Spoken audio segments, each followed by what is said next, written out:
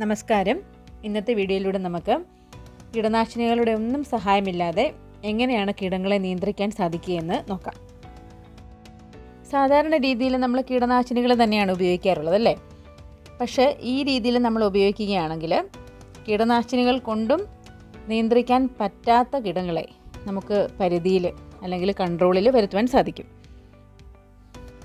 ഇതിനർത്ഥം ചെടികളെ ആക്രമിക്കുന്ന എല്ലാ കീടങ്ങളും എന്നല്ല. ഒരുവിധം പറക്കാൻ കഴിവുള്ള കീടങ്ങൾ, ഈച്ച വിഭാഗത്തിൽപ്പെട്ടതെല്ലാം ഈ കെണിയിൽ സാധാരണ കുടുങ്ങാറുണ്ട്. പക്ഷേ ഫലപ്രദമായ രീതിയിൽ ഉപയോഗിക്കണമെന്ന് മാത്രം. അതും വളരെ എളുപ്പത്തിലും വളരെ ലളിതമായ മാർഗത്തിലും. അതാണ് നമ്മുടെ മഞ്ഞക്കെണി അഥവാ യെല്ലോ സ്റ്റിക്കി ട്രാപ്പ്. നാട്ടിലൊക്കെ ഇപ്പോൾ യെല്ലോ ട്രാപ്പ് കൊമേഴ്സ്യലി അവൈലബിൾ ആണ്. പക്ഷേ നമ്മൾ പ്രവാസികളെയൊക്കെ സംബന്ധിച്ച് ഇത് ബുദ്ധിമുട്ടാണ്. അപ്പോൾ അങ്ങനെ വരുമ്പോൾ നമുക്ക് വീട്ടിൽ തന്നെ, നാട്ടിലാണെങ്കിലും നമുക്ക് ചിലവ് കുറഞ്ഞ രീതിയിൽ വീട്ടിലുള്ള സാധനങ്ങൾ കൊണ്ട് തന്നെ നമുക്ക് ഉണ്ടാക്കിയെടുക്കാം. അല്ലെങ്കിൽ ചെറിയ ചിലവ് കുറഞ്ഞ രീതിയിൽ സാധനങ്ങൾ മേടിച്ചോ എങ്ങനെ വേണമെങ്കിലും നമുക്ക് തയ്യാറാക്കിയെടുക്കാം. ഞാനിവിടെ 2-3 തരത്തിൽ ഇങ്ങനെ നിർമ്മിക്കാറുണ്ട്.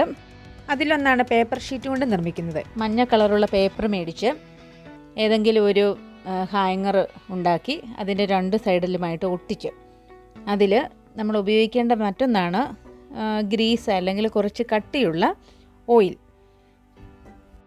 ഇതിനായിട്ട് ഉപയോഗിക്കാൻ പറ്റിയ ഏറ്റവും നല്ലൊരു ഓയിൽ എന്ന് പറയുന്ന ആവണക്കണ തന്നെയാണ്, കാസ്റ്റർ ഓയിൽ. വെണ്ട, തക്കാളി, പയർ എന്നിവയെ അധികവും ആക്രമിക്കുന്ന ഒരു കീടമാണ് വെള്ളീച്ച.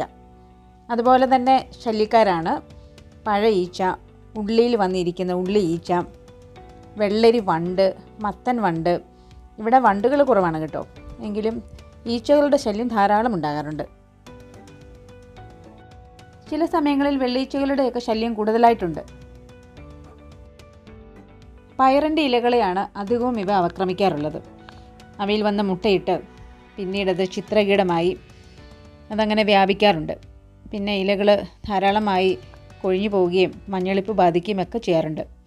അപ്പോൾ ഇതിനൊക്കെ നല്ലൊരു പരിഹാര മാർഗം തന്നെയാണ് ഇത്തരത്തിലുള്ള മഞ്ഞക്കെണി.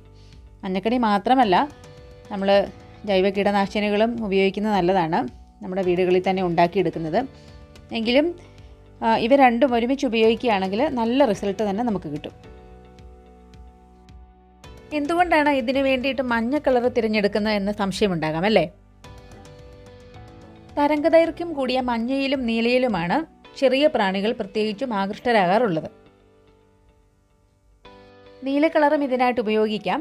പക്ഷേ മഞ്ഞ കളറാണ് സാധാരണയായിട്ട് എല്ലാവരും ഉപയോഗിച്ചു വരുന്നത്. ഇത്തരത്തിലുള്ള കെണികൾ മാത്രമല്ല, നീലയും മഞ്ഞയും ബൾബുകളും ഈ പർപ്പസിന് വേണ്ടിയിട്ട് നമുക്ക് ഉപയോഗിക്കാൻ സാധിക്കും. നീല ബൾബുകൾ കോമൺ ആയിട്ട് ഉപയോഗിച്ച് വരുന്നതാണ്, പ്രത്യേകിച്ചും ഷോപ്പുകളിലെല്ലാം മഴക്കാലമെല്ലാം ആകുമ്പോൾ.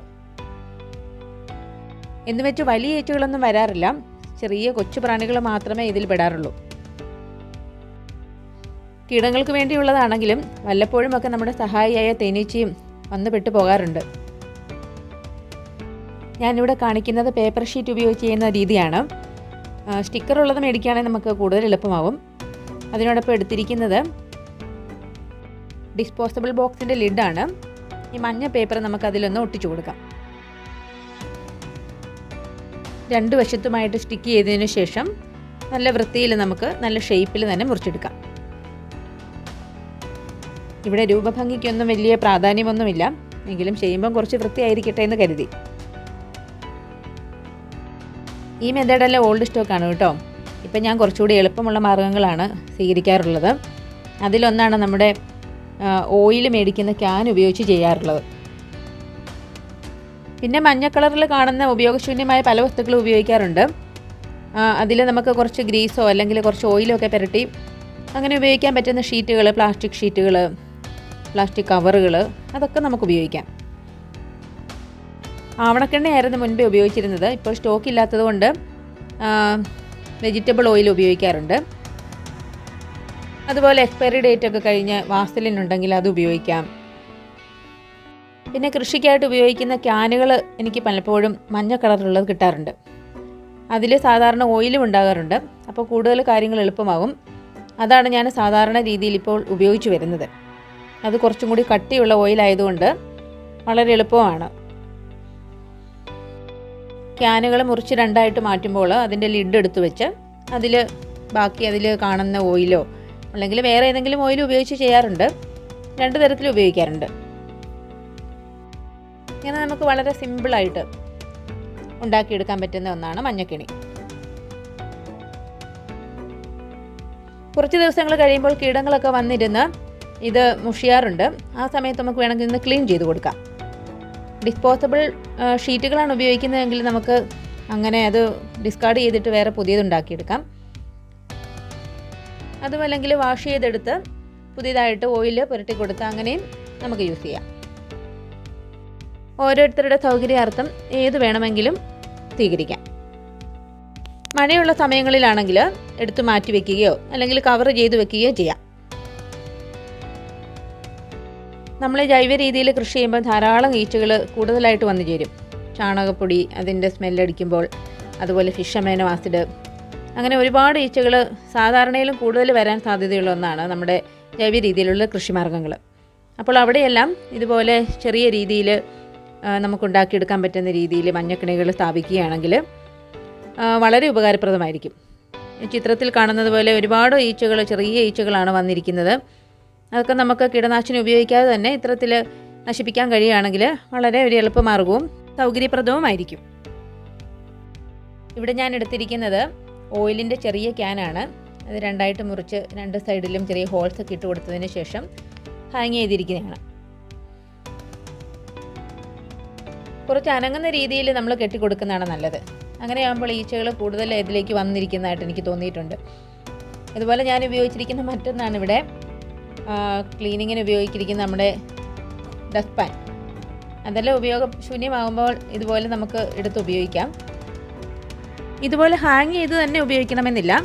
നമുക്ക് നമ്മുടെ ക്യാനിൽ, കൃഷിക്ക് ഉപയോഗിക്കുന്ന ക്യാനുകളിൽ സ്റ്റിക്ക് ഉപയോഗിച്ച് മഞ്ഞക്കെണി അതിൽ ഫിക്സ് ചെയ്ത് മണ്ണിൽ തറപ്പിച്ച് നിർത്തുന്ന രീതിയിൽ ആ രീതി വേണമെങ്കിൽ ഉപയോഗിക്കാം. ഞാനിവിടെ കാണിച്ചിരിക്കുന്നത് പോലെ തന്നെ ചെറിയ ക്യാനുകളിൽ അല്ലെങ്കിൽ ചെറിയ ബോക്സുകളിലൊക്കെ ഇതുപോലെ എണ്ണ പുരട്ടി അല്ലെങ്കിൽ എണ്ണ ഒഴിച്ച് അവിടെ ഇവിടങ്ങളിലായിട്ട് വെക്കുന്നതും നല്ലൊരു മാർഗം തന്നെയാണ്. അപ്പോൾ കീടങ്ങളെ നശിപ്പിക്കാൻ നല്ലൊരു ഉപാധിയാണ് ഇത്തരത്തിൽ നമുക്ക് ഉണ്ടാക്കിയെടുക്കാൻ പറ്റുന്ന മഞ്ഞക്കെണികൾ. അപ്പോൾ പറ്റുന്നവരൊക്കെ ഉണ്ടാക്കി നോക്കുക. കീടനിയന്ത്രണ മാർഗ്ഗങ്ങളിൽ വളരെ സിമ്പിളായിട്ടും അതുപോലെ യൂസ്ഫുള്ളായിട്ടുമുള്ളൊരു ടിപ്പാണിത്. എല്ലാവരും ട്രൈ ചെയ്ത് നോക്കുക. അപ്പോൾ മറ്റൊരു വിഷയമായിട്ട് നമുക്ക് അടുത്തൊരു വീഡിയോയിൽ കാണാം.